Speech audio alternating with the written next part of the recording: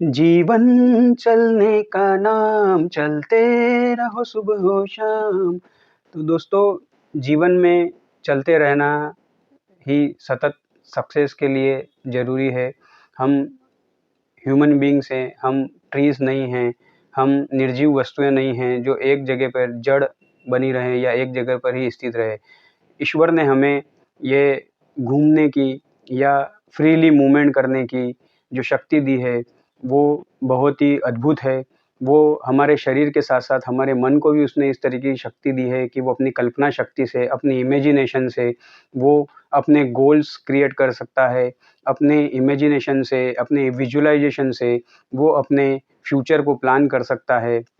तो दोस्तों, बट हम उसका गलत इस्तेमाल करते हैं। हम फ्यूचर की प्लानिंग नहीं करते हुए हम पास्ट की इवेंट्स में ही उलझे रहते हैं और पास्ट के एक्सपीरियंस में अपने आप को खपाते रहते हैं, अपना जीवन उसी में बर्बाद करते रहते हैं। तो दोस्तों, आज हम बात करेंगे संघर्ष और साहस के बारे में। तो दोस्तों, कोई भी काम जीवन में शुरू करने से पहले आपके दिमाग में ये बातों का क्लियर होना बहुत ज़रूरी है। आपको इन बातों के लिए अपना फ़ोकस बनाना बहुत ज़रूरी है कि हम ये काम क्यों कर रहे हैं, ये हम कैसे करेंगे और हम ये किस लिए कर रहे हैं। मैं इस काम को कैसे अच्छा कर सकता हूँ। Why, what, how and when. ये बातें हमें अपने दिमाग में क्लियर करनी हैं कि हमें ये काम कैसे करना है, हम किस तरीके से इसको कंप्लीट कर सकते हैं और हम कब तक इसे कंप्लीट कर पाएँगे।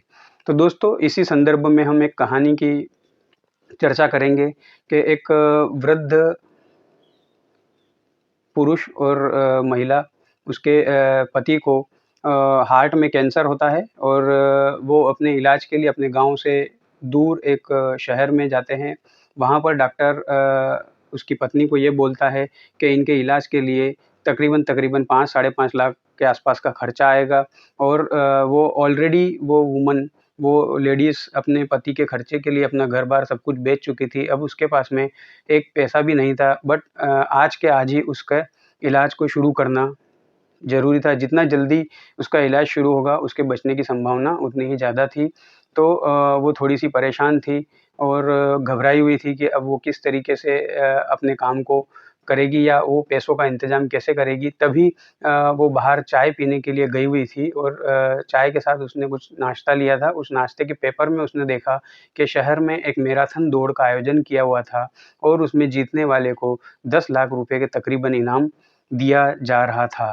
तो ये देखते ही उसके मन में खुशी का संचार हुआ और उसने अपने निश्चय को दृढ़ किया कि वो ये मैराथन दौड़ेगी। वो मैराथन स्थल पर गई और आयोजकों से निवेदन किया कि मुझे इस मैराथन में दौड़ने दिया जाए। बट उसकी अवस्था, उसकी ऐज और उसकी कंडीशंस को देखते हुए आयोजक उसे दौड़ में भाग लेने नहीं दे रहे थे। वो उसके पास में दौड़ने के लिए जूते तक नहीं थे। वो नंगे पैर दौड़ में दौड़ना चाहती थी और आयोजक इसके लिए उसे अनुमति प्रदान नहीं कर रहे थे। बहुत ही अनुनय-विनय और बहुत ही समझाने-बुझाने के बाद में, बहुत ही मनाने के बाद में आयोजकों ने आखिरकार उसे दौड़ में भाग लेने का प्रस्ताव पास किया और उसे दौड़ने के लिए अनुमति प्रदान की। तो दोस्तों, क्या आप बिलीव कर सकते हो कि जिस कंडीशन में वो थी, क्या हुआ होगा? वो दौड़ जीती या नहीं जीती? बट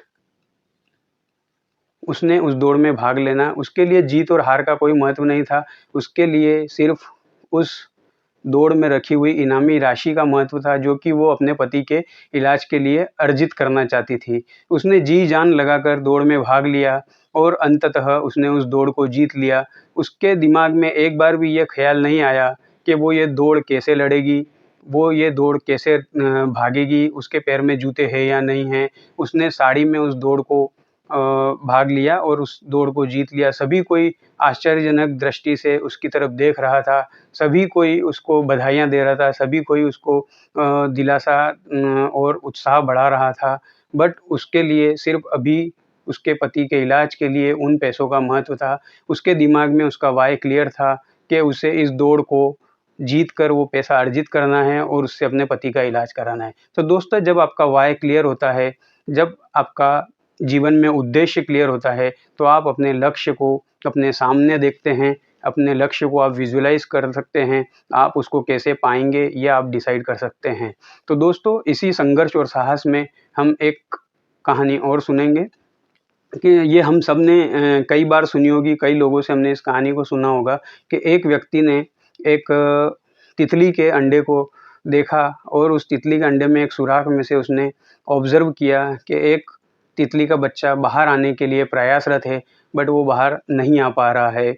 उसने उसको देखकर उसके मन में दया का भाव आया और उसने उस अंडे के लिए एक लकड़ी लेकर उस होल को थोड़ा बड़ा कर दिया, जिससे कि वो तितली का बच्चा आसानी से बाहर आ सके। वो तितली का बच्चा उस कोकून से बाहर आ गया और उसने देखा कि अब ये बच्चा बाहर आकर अब जल्दी ही ये उड़ेगा। उसके मन में प्यार और उत्साह आया कि किस तरीके से वो इस कोकून से बाहर निकल कर अब इस दुनिया में कैसे उड़ना चालू करेगा। बट वो देखकर निराश हो गया कि वो तितली का बच्चा अपने पंख नहीं फड़फड़ा पा रहा था, वो अपने आप को असहाय महसूस कर रहा था, वो उड़ नहीं पाया और कुछ ही देर में उस तितली के बच्चे की मृत्यु हो गई। तो दोस्तों कभी-कभी प्रकृति ने हमारे लिए जो निर्धारित किया है, हमें अपने गोल तक पहुँचने के लिए जो ऑब्स्टेकल्स हमारे जीवन में आ रहे हैं या जो परेशानियाँ हमारे जीवन में आ रही हैं, हमें उनसे घबराना नहीं चाहिए। वो हमें अपने गोल तक पहुँचने के लिए मजबूत करने के लिए बनाए गए हैं या वो हमारे जीवन में इसलिए लाए गए हैं कि हम अपने आप को मजबूत करें, हम इन कंडीशंस में किस तरीके से अपने मनोभावों को या अपने विचारों को, अपनी मनःस्थिति को या अपनी स्टेट को कैसे बैलेंस रखते हैं, ये देखने के लिए हमें उन कंडीशंस में डाला जाता है, हमें मजबूत करने के लिए वो बनाई जाती है। क्योंकि अगर वही कोकून में से वो बच्चा अपने पंखों को मजबूत करते हुए बाहर निकलता, तो वो जीवन में अपनी राह आसानी से पा सकता था। बट बाहरी बाहरी सपोर्ट हमें ज़रूरी होता है कई बार, बट हमें ये भी ध्यान रखना है कि कब उसकी आवश्यकता है। इसीलिए गुरु या मटका बनाने वाला भी जब मटके को बनाता है, तो वो बाहर से धीरे-धीरे उसको सहलाता, थपथपाता रहता है और उसे शेप देने के लिए वो उस पर चोट करता रहता है। अगर वो चोट आपको नहीं मिलेगी या वो आपको परेशानी नहीं होगी, तो आप उस परेशानी से बाहर निकलने का हल नहीं पा पाओगे। तो दोस्तों जीवन में जो भी परेशानी है, उससे घबराएँ नहीं। जीवन में जो भी समस्याएँ आ रही है, उन्हें आप एक्सेप्ट कीजिए।